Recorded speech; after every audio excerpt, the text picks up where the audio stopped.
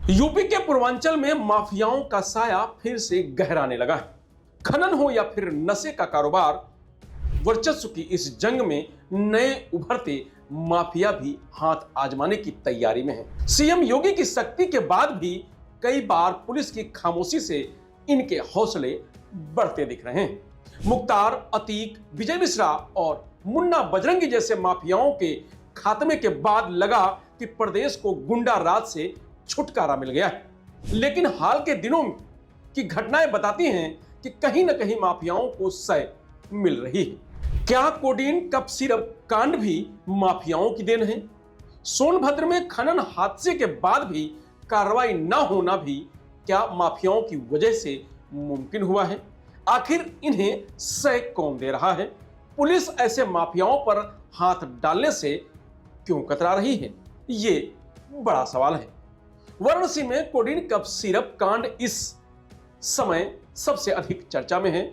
इस मामले में king pin Shubham Jaiswal Dubai भाग चुका है। उसके कई साथी पकड़े जा चुके हैं। इसमें आलोक प्रताप सिंह, अमित सिंह टाटा मेन है। एक और करीबी विकास नरवे भी अभी फरार है। इन सब की तस्वीरें जौनपुर के पूर्व सांसद धनंजय सिंह के साथ सोशल मीडिया पर सुर्खियां बटोर रही हैं। हालांकि अब तक दर्ज किसी भी एफआईआर में धनंजय सिंह का नाम नहीं है। यही वजह है कि धनंजय सिंह से पुलिस ने अब तक कोई पूछताछ नहीं की है। दरअसल सहारनपुर में दवा माफिया के तौर पर काम कर रहे विभोर राणा और शुभम जायसवाल का संपर्क हुआ था। शुभम को यह खेल जैसे समझ में आया तो उसने पूर्वी यूपी के साथ साथ झारखंड तक अपना जाल फैला दिया। देखते देखते शुभम ने कप सिरप को नशे के तौर पर इस्तेमाल के लिए नेपाल और बांग्लादेश भेजना शुरू कर दिया, जहां से उसकी 4 गुना कमाई होने लगी। दवाएं असली फर्म और मेडिकल स्टोर के नाम पर खरीदी जाती थीं, लेकिन इसे मेडिकल स्टोर से बेचने की बजाय डाइवर्ट कर दिया जाता था। शुभम के पास पैसा आया तो उसने अपनी सुरक्षा के लिए माफियाओं से संपर्क शुरू किया।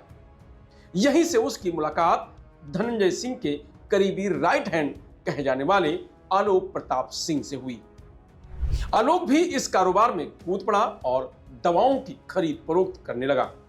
जांच एजेंसियों के मुताबिक पश्चिमी यूपी से शुरू हुआ यह काला धंधा अब पूर्वांचल के जिलों में शिफ्ट हो चुका है। माफिया सरगनाओं की सह पर यह कारोबार तेजी से फैल रहा है, जिसमें कोडीन सिरप को नशे के रूप में बेचा जा रहा है। सिरप केस में अब तक 40 जिलों में 128 एफआईआर दर्ज हो चुकी हैं, जबकि 35 से अधिक गिरफ्तारियां भी हो चुकी हैं। लेकिन किंग पिन शुभम जायसवाल अभी भी पुलिस की पकड़ से दूर है, जबकि उसका पिता भोला जायसवाल कोलकाता से अरेस्ट किया जा चुका है। पूर्वी यूपी के वाराणसी, जौनपुर, चंदौली, गाजीपुर, आजमगढ़, भदोही, मिर्जापुर और सोनभद्र जैसे जिलों में यह नेटवर्क सबसे अधिक सक्रिय है। यह मेडिकल स्टोर मालिकों और फार्मा कंपनियों को कवर देने के रूप में इस्तेमाल किया जा रहा है। जौनपुर में ही 57 करोड़ का कप सिरप कनेक्शन पकड़ा गया। यहां 12 मेडिकल स्टोर संचालकों पर मुकदमा भी दर्ज किया गया है। तो वहीं समाजवादी पार्टी के मुखिया अखिलेश यादव इसे एक जिला एक माफिया योजना का नाम दे रहे हैं। उनका कहना है कि बुलडोजर की चाबी कहां गुम हो गई है, अब बुलडोजर क्यों नहीं चल रहा है। पूर्वी यूपी में बालू और रेत के अवैध खनन से करोड़ों का काला कारोबार चल रहा है। सोनभद्र जैसे खनन समृद्ध जिलों में माफिया स्थानीय प्रशासन को प्रभावित कर रहे हैं। खनन के अवैध धंधे में माफियाओं की पैठ इतनी गहरी है कि वे अब खुलेआम पुलिस को चुनौती दे रहे हैं। पुलिस भी सब कुछ जानते हुए भी हाथ डालने से बच रही है। हाल ही में बिरसा मुंडा की जयंती के मौके पर सोनभद्र में एक बड़ा हादसा हुआ।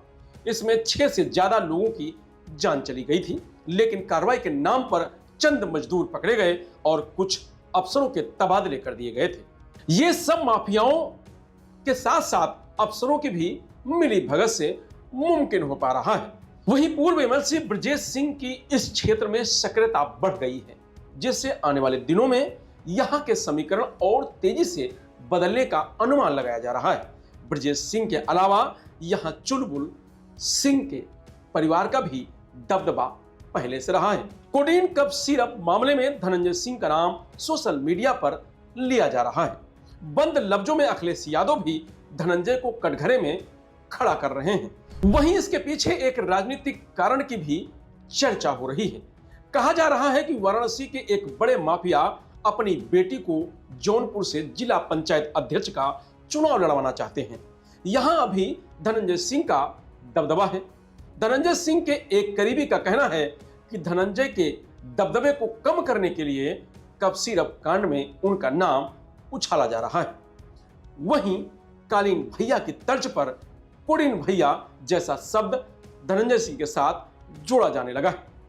हाल ही में अवध क्षेत्र में कभी मुख्तार अंसारी के करीबी रहे माफिया अभय सिंह ने भी धनंजय सिंह का नाम लिए बिना उन पर जमकर हमला बोला। उन्हें जौनपुर की बदनामी की वजह भी बताया। फिलहाल इस खबर में इतना ही। आप देखते रहिए लोकमत हिंदी।